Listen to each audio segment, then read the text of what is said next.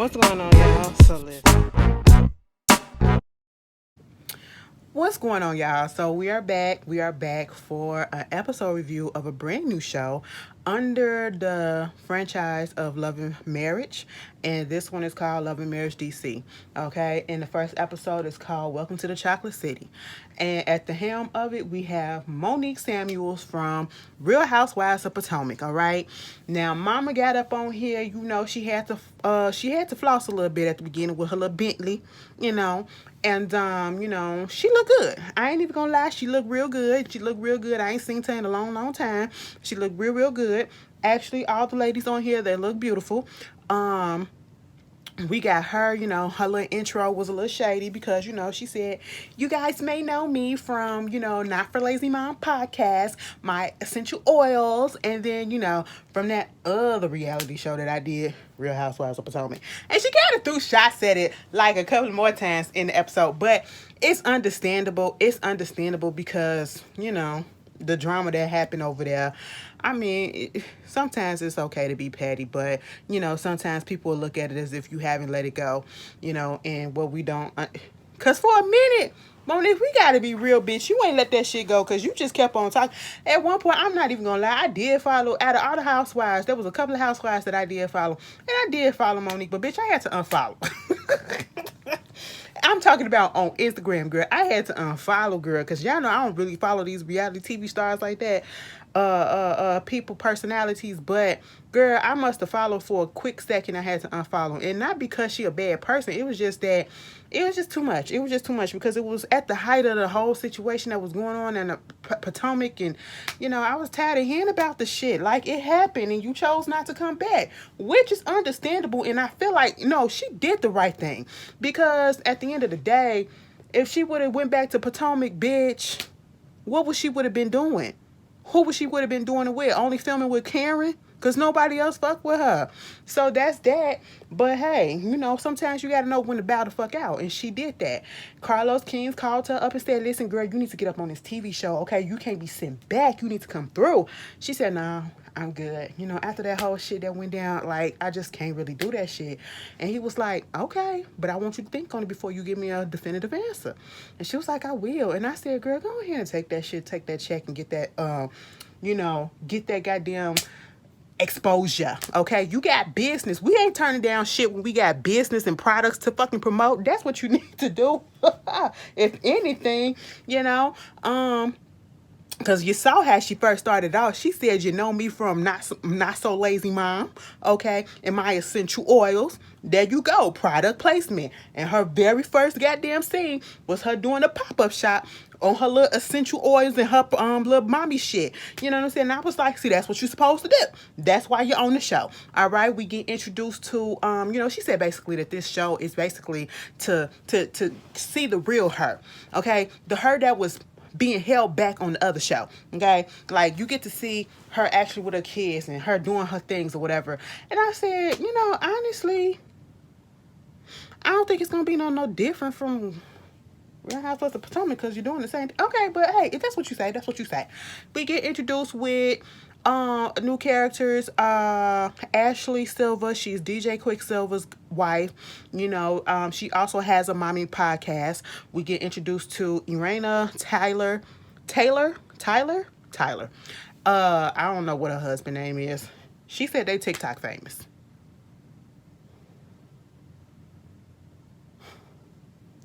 I mean, I ain't never seen them on TikTok. Okay, I ain't never seen them on TikTok. They probably been posted on the blog or whatever, and I just didn't realize it. I ain't never been seeing them on TikTok. Listen, and I be on TikTok, bitch. TikTok be keeping my ass the fuck up. Okay, I supposed to be asleep. Next thing I know, it's almost 2:00 in the morning. Why? Because I'm scrolling on goddamn. It is entertaining as hell. Okay, and it's addictive. But I said that that's what you want to say. That's what you want to say. Mom said she 38 years old. I mean 48. I said, girl, I could tell. No shade. You look good for your age, but yeah, I could tell.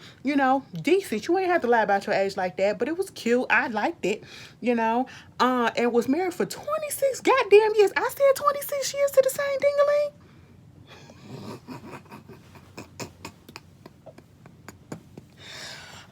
I don't know why. I don't know why. See, somebody gonna be like, Ashley, you must really don't believe. No, listen. It's just, I just don't think that far ahead being with a person. Okay, let me stop. Maybe because I'm not finna go there, but baby, that is a long time. Can you imagine all the girl? I got some of y'all that probably been married like 10 years or whatever, 15 and shit. More power to you. I wish I could do it. I wish, girl. Like, anyway, So they at Monique Place, her little event, and everybody get introduced to everybody, or everybody kind of already know everybody. Monique said she already knew Ashley from years ago. That's what I think Ashley said. But then Monique said she slid up in Arena's DMs, okay? She said, listen, I'm just trying to connect with people that's like on my level or a little bit above me, okay? People that got some shit going on that I can relate to. And I said, that's understandable. Sometimes you got to take a risk and you just got to put yourself out there and you just got to try to see what's sticking. That's what happened, you know what I'm saying? So she doing this. She introduced the girls to this other lady named Winter.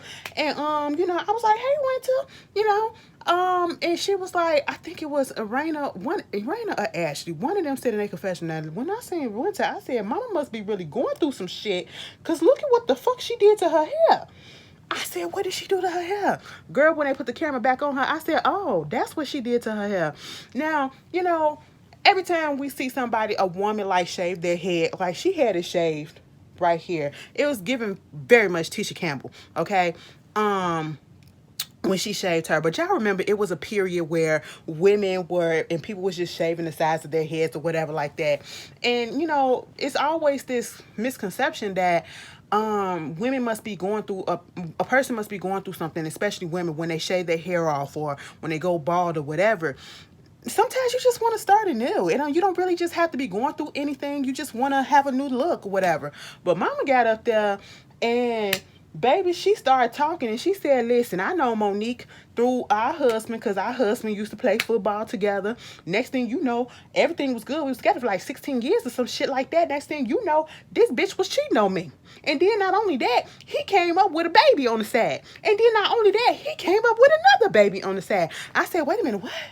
Me and everybody else was there. I said, oh, so this is what we're doing? I thought this was not for lazy moms. If you're in some essential oil, why are we talking about this? But she got into her story. I said, oh, this is where we going. Baby, Ashley sat there with Irena and said, listen, if I don't want to drink too much because that means that I'm bored and I ain't trying to do all this drinking. And let me just tell you this, I already drank I already had 4 glasses already. I said, you trying to say that this shit boring? Honestly, I ain't gonna lie, kind of look. Moving on. Monique was up there doing her thing. I just want them to get past the uneasiness, the awkwardness, because you could tell that you could tell who's been in front of the cameras and comfortable in front of the cameras because, they also fake a little bit with that. Oh my God, they're extra cheery and they're extra happy trying to make some scenes or whatever. Ashley, you didn't have to shade Arena, I'm gonna get your name right. Arena like that, talking about you was 10 years old when they got married. And they're gonna say, Monique, you was 12. I said, wait a minute, you ain't have to put that lady out there like that. Cause she invited them to her wedding anniversary party or whatever. And talking about so y'all need to spice it up in the bedroom, get him a lap dance and all this stuff, put it all up in his face or whatever. They was having fun. So far, so good. Okay. It's cute for right now. So then, we get into Monique and Chris. Okay, Monique has to give us a little bit of background about Chris. I will say it was cute, them trying to take the little selfie and all that stuff. And he talked about something, I gotta look good because I'm mainstream now or I'm on TV now, something like that. That was funny to me. It was like cute little banter. He trying to, work out with the trainer. She comes up in there busting his balls about not taking care of himself too much and, stuff like that. Talk about they've been married either 10 years or going on 10 years and the reason why he had to stop playing football because he had a neck injury. He was like, I played football for 10 years and I been in 6 pro balls or whatever, and then I had to stop playing football because I had a neck injury. Baby, when I hear shit like that, that be making me tense up and cringe a little bit because I can just imagine how that feels. Oh my God. That is so sensitive. But anyway. So, of course, he said everything is going well in their relationship. It's just that, and even she said the same thing. They're having a little issues right now. And I hope that they are not coming on this show and, trying to make the small issues big issues just for a storyline. I really hope that is not the case. But I understand that, sometimes you be with a person for so long, they've been married for 10 years. Ain't no telling how much longer they were together, actually all together, before they got married. And of course, yeah, you're gonna have some issues that arise, like sometimes you become emotionally distant. Sometimes, things just feel a little bit off, whatever. You're not feeling the same. You got to get off track, then you got to get back on track. And, they're going through that whole situation. Um, they talked about going to the anniversary party. It was like Chris was like, "Yeah, we need to talk to Jamie and that's whoo, get your words together. That's Aranda's husband name. Aranda's husband name. I'm gonna call her Raina, okay? That's her husband name, Jamie, okay? Jamie Tyler." And he was like, "Yeah, we need to talk to them and get some pointers, get some tips." Girl, Monique did say at her little get together, talk about some, yeah, y'all gonna do a Q&A. Who doing a Q&A at a goddamn anniversary party? Who doing a Q&A at a party, bitch? I ain't come back for no questions and damn answer. This ain't no seminar, okay? You hit me up in private if you want some, you got some questions or whatever. But baby, we finna shake our ass and get a little drunk. That's what we're about to do. Fuck all that other shit. Meanwhile, speaking of Arena and her husband, she's at home. She's doing a little bit of work. We find out that her mother stays with them. She got her in there cooking. I said, girl, you got your mom up in there cooking? She said, girl, yeah. I mean, she got to earn her keeps while she up in here. Bitch, I had to cook too.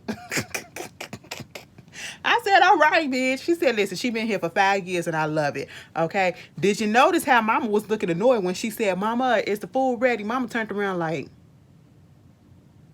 don't you see me still cooking? But, she has a son. I think she has 3 kids. A daughter. The older son is named Jamie Jr., little Jamie. The youngest son is Jason. He's 21 years old, but he's also visually impaired. So I like the fact that we got this different, looking at something different on TV. We can see how they cope with that. He's funny. He's a funny guy, cracking jokes about being at the anniversary and, getting him a mink coke and all that. When Jamie comes down there, we finally get an introduction to him, and basically he's a party promoter. He's a party promoter that done promoted a whole bunch of shit and put on, or a party organizer or whatever you want to call it, all over the country. So that's what he does, put events together and everything. We get into their history a little bit of how they got together. He said at first she didn't like light-skinned guys and all this stuff. I mean, that's understandable. No shade. It's just, I want to come off like it's been a topic of discussion. Like, oh my God, have y'all been on Twitter? Oh my God. It is somebody that follows me, and the only reason why I followed them is because they followed me. And I'm literally seriously thinking about unfollowing because, oh my God, for the past 2 days, they have been talking, just going back and forth with people, just debating shit and everything. It's just tiring. Like, damn, can people just have their opinions and we just move the fuck on? Why do we have to debate each other on our opinions? I just don't understand that. But, and the topic of colorism was just one of that because of Kendrick Lamar's album, and she's talking about beige women, as she calls us, light skin. Anyway, moving on from that. I don't know how we got there, but we got there. Come to find out, Jamie has some type of issue that's going on between him and his older son, little Jamie, as they call him. Raina had invited him to the anniversary party, and Jamie said they've been having this issue since, they're not even talking right now, okay? And Raina said they've been having an issue since he was a teenager, And Jamie said, I will believe it when I see it if he shows up. And if he don't show up, it's gonna be a problem. I'm like, what's the problem? What's gonna be the problem? I mean, why would you expect him to show up if y'all ain't been talking it on the same page? I mean, people would do stuff like that. So I wouldn't expect anything different, but hey, hopefully it turns out for the best. So then we get introduced again to Ashley and DJ Quicksilver. DJ Quicksilver, again, he's been all over. He says he's global. He's worked with just about damn near every artist there is, and he got other businesses that he's taking care of, DJ school and all that. They have been together, well, married for 13 years. They have a 14-year-old son named Antonio and a 9-year-old daughter named Ashton.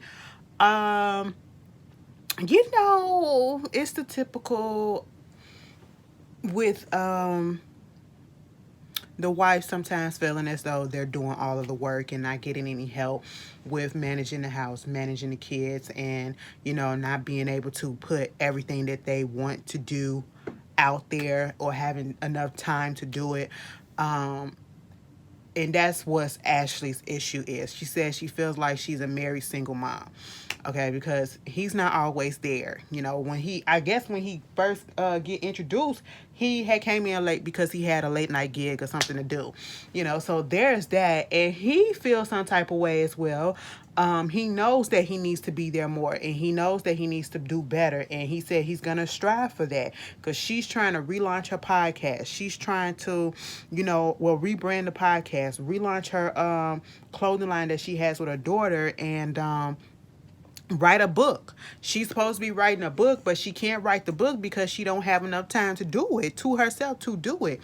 And so this is basically, she put it out there, nigga, I need help. And please don't act like you been here and you doing all the stuff, because you're not, as if I'm just here and I'm not doing anything. No, don't do that. You need to come in and you need to take some of this off of my hands, at least give me a little bit of time to myself. And he understands that for the most part, that yeah, he needs to do better. Hopefully it does get better. So far, the issues that are going on with the couples, they're really calm. They're really calm. They're really small for right now, but y'all know how these reality shows can turn this shit up. Girl, okay, y'all saw what happened with Love and Marriage Huntsville. Bitch, after season 1, that shit went, I did not, who thought that Love and Huntsville, especially on would actually be as popular as it is? Oh my God. Like, it's damn near on the Real Housewives level because of the stands. Like, I did not realize that there were so many stands for Love and Huntsville. Like, it's just really crazy. First of all, I would never stand a fucking reality TV show, but there's that. Hey, y'all be going out for them. Y'all be going out for them, lighting it up, and I love it though. It's fun for me. Moving on from there, we get this scene with Raina and Lil Jamie. Actually, Jamie the Fourth. Okay. And he's 25 years old. They're going to a used car lot to get him a car. Well, she said, we're going to pick out a car, but I ain't buying. I said, I know that's right. First of all, let's humble that motherfucker and give him a used car. I said, ain't nothing wrong with that. Teaching him value, bitch. This is the money that you can afford. You can't afford no brand new car, bitch. You going to get this 19. Well, you going to get this 2018. That's what you going to get, okay? Ain't nothing wrong with that. I was here for it. And, the salesman, he comes over there. He was like, I'm looking at this blue Akira, that's what it is. The salesman was like, Acura? What type of car you think I look good in? What you think I should get? You should get the blue one that you pointed out. Of course he gonna pick the one that he want. I said to be a salesman, man. But after he go out there to go get the keys or whatever, Miranda has this little conversation with him saying, I brought up the fact that, I told your father that you was supposed to come to the anniversary, that I invited you to the anniversary. And she just goes on this whole thing of trying to mend fences with the dad. She said, I don't understand what it is that y'all got going on, why y'all can't go on, get along. And at one point she did say that he was scared to talk to his own father. He's in his own little confessional saying how the relationship, they just never had that type of relationship. And that's very telling. Why is it that your child can't come to you or feel as though they have to be distanced from you and y'all don't have that closeness? We see it happen often though, especially when men and their sons or whatever, but I hope they meant that. She gets to crying because she's like, I don't know where you're at, and when you don't come home and you're a black man, ain't no telling what can happen or whatever. And it's just so messed up that we literally get held to a different type of, situation standard or whatever, that we have to look out, set of things that we have to look out for, like being a black man or being black in general, but mostly a black man, is literally a fear that you're not going to come home. You know what I'm saying? So that was that. And baby, Talk about being fucking black. Did y'all see that video of that little white boy that came to the black people house and was with a whip looking for their daughter? Oh bitch, before it came off on it got on all the blogs. I synced it the night before on TikTok, because that's where I first saw it.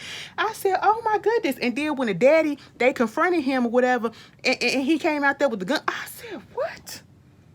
And all they was trying to do was show them the videotape. Okay, they wasn't accusing, they was showing in the videotape of this. This is what your son did. And I said, the son learned it from the daddy and the mama. So therefore, it was no purpose. It was no purpose. But anyway, off topic. But I would have whooped that little boy ass. I'm sorry, but I would have went to jail that night, because what you not gonna do is come for my child. And you ain't finna come on my goddamn porch with no fucking whip. Bitch, this ain't the 1800s, nigga. Okay? Oh, girl, I was too through. Anyway, Jamie, get your shit together. That's basically what mama said. Reach out to your daddy. Okay, I told your daddy to reach out to you, and I want you to reach out to your daddy. That's what you need to do. So it is time for Irana's and Jamie's anniversary party. Chris and Monique, they get there first. She just decided to be out there with her man and they matching. Okay, they got on matching colors. Was it burgundy? Burgundy.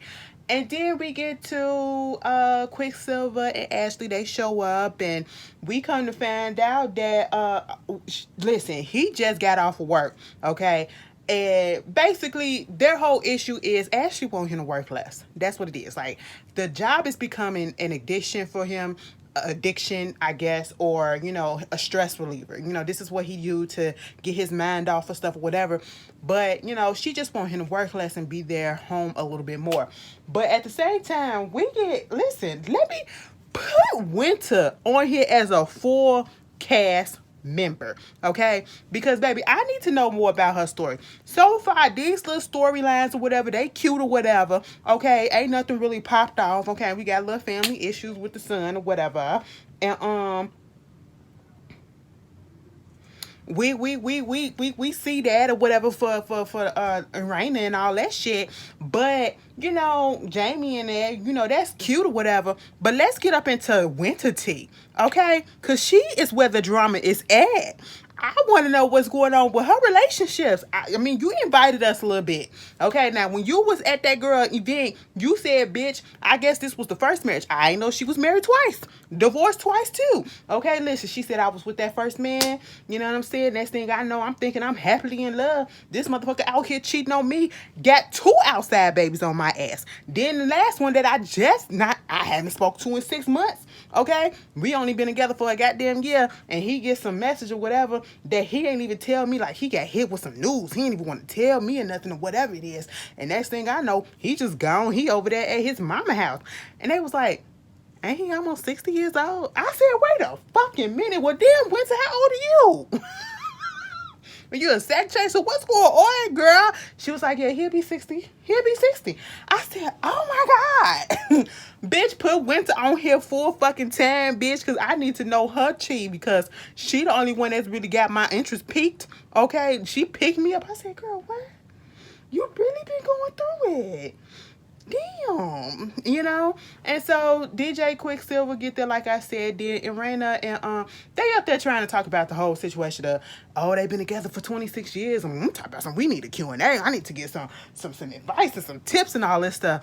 And we see them come in. Jamie and Irana comes in, and they all happy for him or whatever.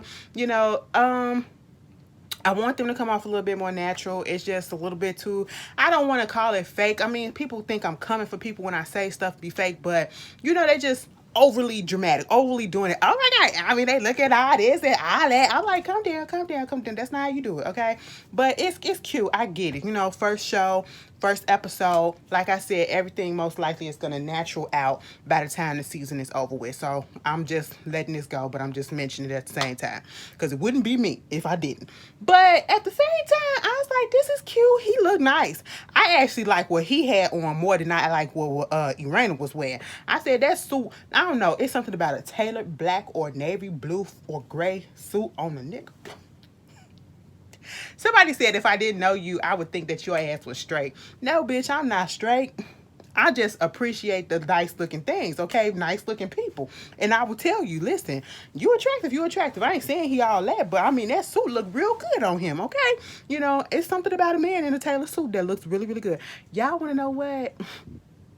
Speaking of a man, my baby daddy, aka Diamond from Power, I had put a comment on one of his posts, and he liked it.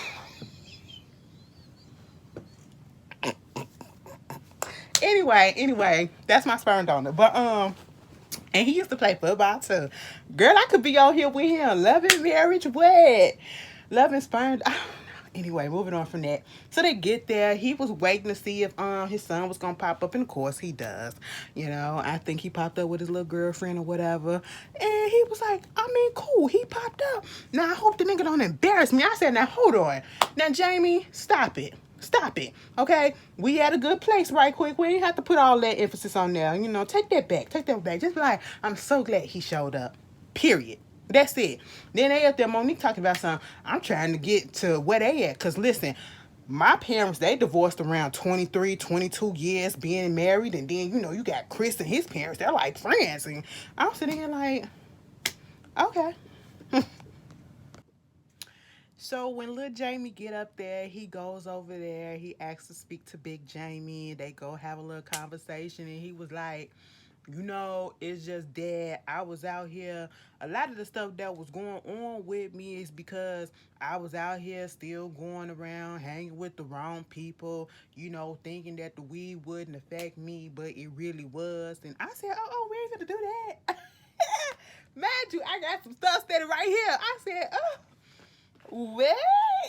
You a little weird. What else you been doing? Okay, so little Jamie just been down the wrong path, fucking around with the wrong people, and it's interfering in his relationship with his family, and that's what the daddy has issue with. And the daddy is like, I'm just about giving you tough love, and he was like, but at the same time, it's like y'all keep on acting like and treating me like I'm still a little kid. And it was like because that's how we see you, son. When you do all this, I said that's. Listen, you don't want to be treated like a kid, act like a goddamn adult. That's what you need to do, okay? And like because Jamie didn't say that to him, but bitch, I'm saying it. Act like a goddamn adult. Act your fucking age, okay? You know, and he was like, we only do that because we love you. You know, but he had to give him a little bit of tough love. And at one point, Jamie looked like he was about to choke up and cry, but you know, he chucked it back. I said, let them tears flow. Eh, let it flow, girl. Sir. You know, they did hug and everything, and he was like, I love you, son. And then here go little Jamie. I love you, brother. I said, daddy. Dada. Okay, father, you know. But that was cute. Meanwhile, we get to this scene the next day, I guess, with Monique and Chris. Baby, they sitting there. Now, is Monique hair locked? Or is it faux locks? Because I was looking at it and it kind of looked like it's actual locks. Like mine's. You know, but I could be wrong. Somebody put that down in the comments. Um, but at the same time, girl, why are you sitting here? See, this is what we're not gonna do.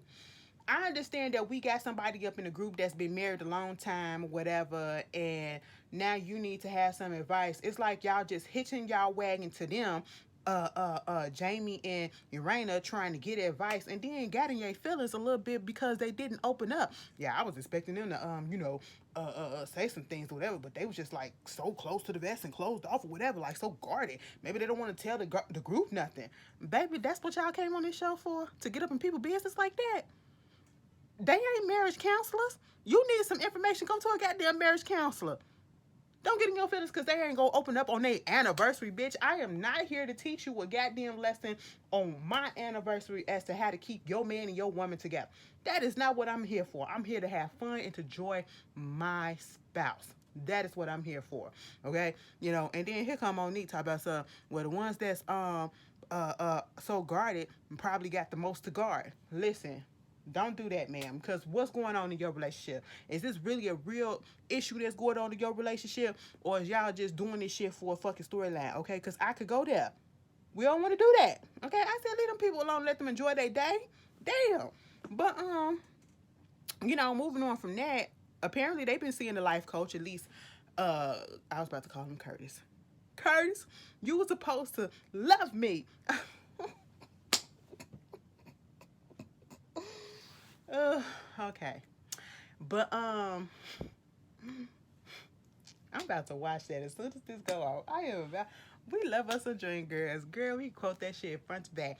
Anyway, you know, Terry, okay? Because y'all line up in DC. Terry, okay? Not Terry. Terry with a U-R. Terry is the life coach. And, I guess she wasn't getting through to him, so now she had to pull Monique in, and he basically like, you just gotta bear with me. It's a journey. It's the journey, cause he's still here. Shout out to Tisha Campbell. Got that shit. But I'm I'm still here, here, here. I'm let me stop. Let me stop. Let me stop. Let me stop. Anyway, God, I was about to bust it out, bitch. Anyway, I'm sitting here looking at them like, so what is the real issue that's going on? Because at this point, I'm not gonna sit here and be fake and phony just because we already know Monique and Chris. It's giving a little fake right now. Like, what is the real issue that y'all going through? I just want to know. So, what was the fuck was this argument? I'm sorry. I'm sorry. Okay. Monique and Chris got into this whole ass argument all because, he said, have some patience with me. Having patience for the past 10 years. Okay. Did you do your list? They started talking about a list that, he is supposed to write down what he passionate about, what he like, what he wants, and all this stuff. She said, you told me you was going to give it to me in a week, and it's been a whole month. It went and snowballed from there. And the whole time, I'm sitting here looking at the whole situation like, y'all really getting the what? Why are y'all arguing? And this is why I'm saying from this first episode, what is the actual reason? What issues are you trying to present? Like, I really hope they are not manufacturing issues to get drama for a storyline on this show, because that is not what we came to Love and Marriage for. And I'm not saying that's what's happening. I just said I hope that is not the case, okay? Because we know on Love and Marriage, I know we can't keep on comparing, but that's what drew a lot of us into it, because it seemed authentic. It seemed authentic. Right about now, Monique and Chris, I'm not banning this right quick. I'm not banning this. Like, give me something more. I know it's the first episode, so I'm not being too extra hard. I mean, it might sound like I am, but I'm just saying, I have to be honest. I can't get up here and review and fake just because I like a person or whatever. No. It's just not giving that. I'm sitting here like, what the fuck are y'all arguing about? I mean, real ass arguing about what? Anyway, that was Love and Marriage DC. We hopefully the season gets better. This first episode, I'm not gonna lie, wasn't the best. It was cute. Yeah, it was like that. I can take it or leave it. Okay? But y'all tell me how y'all feel about it. I'll see y'all later. Peace.